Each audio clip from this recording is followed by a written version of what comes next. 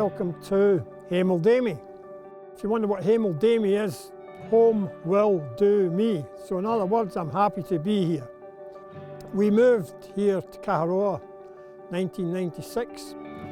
Still looking for challenges in life, probably not looking for so many today. We converted this block here, which runs straight behind us, 126 hectares. It was a lot of extra work at the time because I used to milk cows in the morning, come up here for the day. My wife would milk the cows at night and I'd go home and sleep. And sleep was a proverbial word. Our farm is on the edge of the Rotorua caldera ring, and therefore we're captured within the Lake Rotorua groundwater.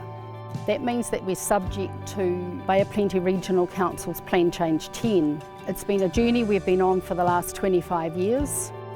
We had a group of farmers concentrated in the catchment who were willing to get involved in whatever was going to be happening.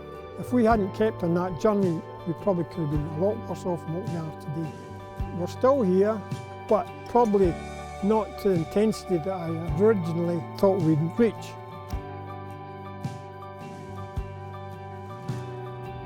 We've had to assess our farming system and look at ways of reducing up to 39% of our nitrogen loss on farm. We have been able to achieve most of that reduction through fine-tuning our farm system. We've looked at our stocking rate, our cropping mechanisms, our fertiliser inputs, and we've been, like a lot of the farmers in the catchment, looking for other tools. Fertiliser certainly is one of the bigger aspects, and we'll look at that with the spiking machine, how we are achieving a lot of that. The spikes detect the urine patches and then can treat each individual urine patch at scale and at speed. Most of the nitrogen leaching off a dairy farm is from the urine patches. So we can now identify those urine patches, treat them, and turn more of that nitrogen into grass to feed the cows, as opposed to leaching it or coming up in nitrous oxide. 12 years ago we put in the detainment bund. It was one of these good things that's happened, and now we've got to prove how good it is. So the benefits of detainment bunds are more for the greater environment than the specific farm, although we do get the benefit of capturing phosphate here on farm. For the greater region, we're holding back between 48 and 68% of the phosphorus that is in storm flow. And when you multiply that by the number of bunds that there are across the catchment, the benefits to the environment are huge. If multiple farmers put these bunds in, we can make a big difference to the waters that end up in our lake. We'd reached the crossroads in the farm. We're milking 270, 280 Friesian cows here, and my son, who's a qualified mechanic, had been in Australia for 3 years, and they had had enough and they wanted to come home.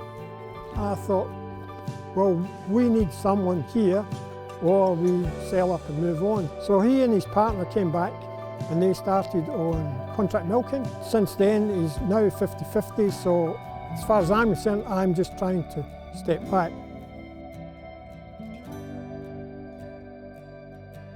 We are the share milkers on Chris and Jamie's farm. Back in 2012, 2013 was our first season. We'd both come back from Australia. For me, the transition was fairly straightforward. I'd been farming, or around farming a lot. I can't say the same for my dear partner.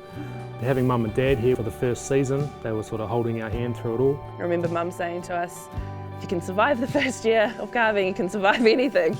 And 11 years on, we're still here. We're always involved with any decisions made on farm. I mean, we like to brainstorm different ideas, some good, some not so good, but that's the only real way to progress, is you've got to make mistakes and you've got to learn things. I think the biggest thing for us was the bulk silage, going from having baleage, which we still do have some baleage, but we do predominantly more bulk silage, which is plastic cover and tyres to hold that down.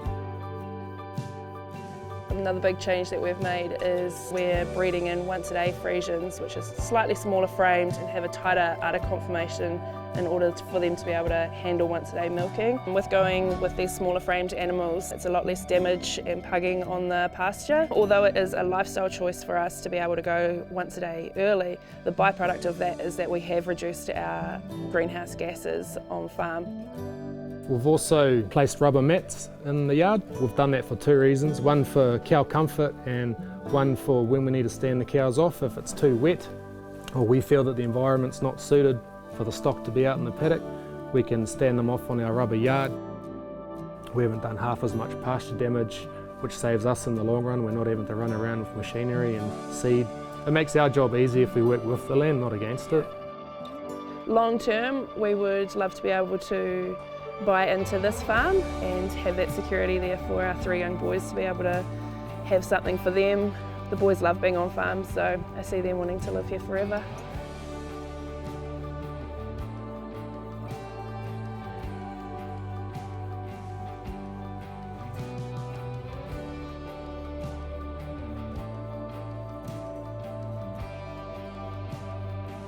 Farming to me is one thing I can do. I can help somebody along the way. That makes me feel good. If I can educate somebody better than they are before, that's wonderful because I love seeing people improve. You know, socially you've got to put some back, and that's our philosophy. No matter what we're doing, whether it be farming or Lions clubs or rural women, we always put something back. And you just can't keep taking unless you are putting it back. So that's the progress of the Paterson family to date, and I think we want to just give back to agriculture something which, as far as I'm concerned, has been good to me.